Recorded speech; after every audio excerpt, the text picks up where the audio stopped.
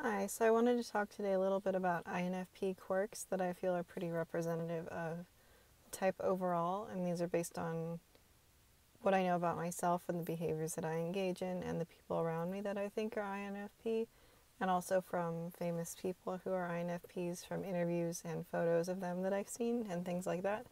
So, yeah. So the first one that I wanted to talk about was angry crying, which is something that I think other types might do, and obviously the different types respond to anger differently, but I feel like angry crying is kind of a very INFP thing, and that's probably the main reason why I cry. Um, I don't cry very easily when I'm sad about something. It's more if I'm extremely frustrated or angry, that's how it comes out. And I think a lot of INFPs do this, even though there's a stereotype of INFPs are crybabies because they're sad, but I think more often it's because they're angry. Um, we're not wet blankets because we're overly emotional and sad. I think it's anger, and that's how it comes out. Um, but on the opposite end of that, I also do happy crying, or if somebody else is crying and I I guess agree with their emotion that they're expressing, then I will. And this can happen with um, people I'm around in real life or just on internet videos. For example, there's a YouTube video of a pregnant woman who's at a zoo and she's up against the orangutan cage and she's very pregnant. And the orangutan is sitting on the other side and is reaching, I think it's a male orangutan, reaching his finger and touching her stomach, and then he kisses her stomach, and then she starts crying, and it makes me cry because it's so, to me it expresses that animals have souls, perhaps more than some people do, um, and that makes me cry a lot more easily than when I'm sad about something. So yeah, that was the first thing that I wanted to talk about, and also that INFPs are very prone to diving headfirst into fandoms and just becoming obsessed with them and becoming overly enthusiastic to the point of sometimes annoying the people around them when they're aware that the people around them either don't care about whatever it is or don't even understand it. And I think this is perhaps more a thing with immature INFPs, because with more life experience, you begin to better understand how the people around you are feeling. Even if you're super into something, that doesn't mean that everybody else is, and you learn when to kind of drop it. Yeah, and this is really easy to see online, on Twitter and on Tumblr, which I don't even know if Tumblr is still a thing, but when that was a thing, um, the Doctor Who Tumblrs and stuff like that, saying bow ties are cool. It was cute the first time, but it kind of stopped being cute the 27th time.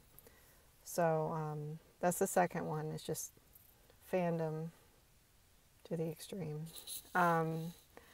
And also something that I've probably been doing in this video without even realizing is that when INFPs are having a conversation with someone or making a video, and we're making a point and we're trying to think about the right words to say, we'll look down or look away from the person that we're talking to. And it's not that we're being rude. For me, it's because it's easier to it's how I disengage from, the person that I'm talking to in order to find the right words.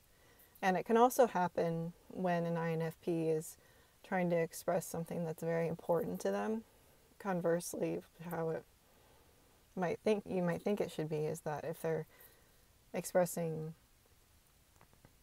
their authentic self, they should want to make eye contact and communicate that clearly, but it's because it can be such a touchy subject.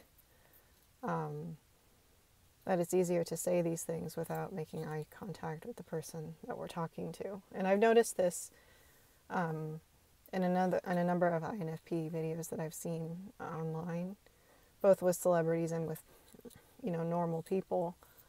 They do this. And like I said, it's not to be rude, or it's not that we're socially inept. It's just that's how we are, is we will break eye contact. And then once we figured out what we're going to say, then we'll shift back. So that's another thing that I've noticed.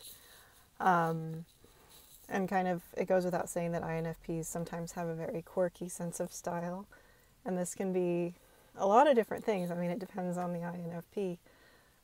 But pretty much we have to feel good about how we look, and that our clothes are expressing our inner selves for that day. And so some INFPs, they have the vintage style, or they're goth, or whatever it is, and that's their thing, or pinup style, or whatever. And there can also be this kind of childish twist on it, not necessarily in a bad way. But for me, for example, I really like things that have star patterns on them, and pretty much any top that has flowers on it, I'll buy it because I like it. So yeah, there's a very individualized sense of style with INFPs, which makes sense. I mean, introverted feeling the lead function. But also because of this, INFPs, I think, often have a hard time with jobs that require them to wear a uniform.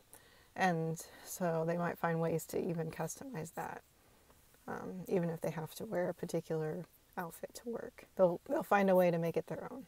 So, and kind of the last one that I wanted to focus on was that INFPs have the power of invisibility. We can blend into the background for better or for worse. So, I mean, it can be good not to be noticed sometimes, but also we need to learn how to make our presence known. So yeah, I mean, I can, for example, when I'm grocery shopping and it's a very, very busy day, it's kind of easy for me to sneak around everybody, because it's like I have this cloaking device on and people just don't see me. And sometimes people think that I'm sneaking up on them when I'm really not. I think I'm just quiet. But this is something that's common with INFPs, and because we have soft voices, even if we say something like, hey guys, I'm here, it might not register with people. So we need to learn how to make our presence known, because we count too. So yeah, those were kind of 5 quirks of INFPs that I wanted to talk about. If you have any that you've observed, let me know. Or if you have any questions, comments, concerns, let me know about that.